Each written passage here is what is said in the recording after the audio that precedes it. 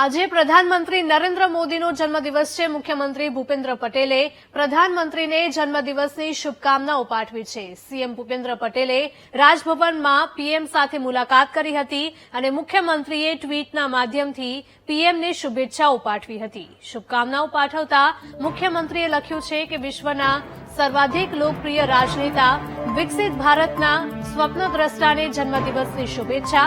સાથે જ લખ્યું, ભારતના યશસ્વી વડાપ્રધાન આદરણીય શ્રી નરેન્દ્રભાઈ મોદીજીને જન્મદિવસની હાર્દિક શુભકામના પાઠવું છું।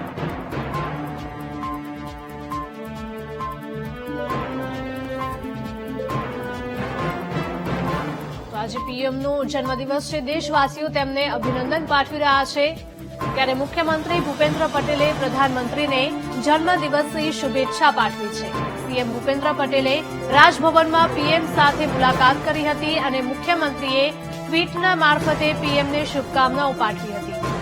શુભકામનાઓ પાઠવતા મુખ્યમંત્રીએ લખ્યું કે વિશ્વના સર્વાધિક લોકપ્રિય રાજનેતા વિકસિત ભારતના સ્વપ્નદ્રષ્ટાને જન્મદિવસની શુભેચ્છા। સાથે જ લખ્યું કે ભારતના યશસ્વી વડાપ્રધાન આદરણીય શ્રી નરેન્દ્રભાઈ મોદીજીને જન્મદિવસની હાર્દિક શુભકામના પાઠવું છું।